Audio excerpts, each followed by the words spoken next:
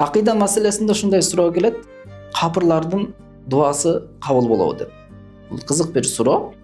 Чындап эле карап көрө турган болсок, капырлар дагы дуа кылышат. Мисалы үчүн христиандар деле дуа кылат, жөөттөр деле дуа кылат.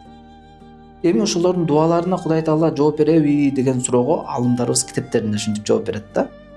Эгер дейт, алар жакшы иштерди кылып, Кудайга аябай жалынып, жалбарып, дүйнөлүк иштерде сурай турган болсо, Алла Таала алардын ошол дуаларына жооп берет дейт.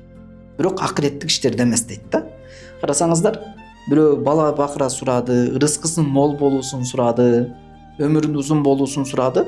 Кудай Таала алардын ошол дүйнөлүк иштерди сурап аткан үчүн жалынып жалбарса жооп бере берет экен Алла Таала. А бирок акыреттик иштерде бейиш сураса, же болбосо Кудай Тааланын райымын сураса, алга Алла субханала таала бир гана ыймандууларга жооп берет андай маселеде дейт да.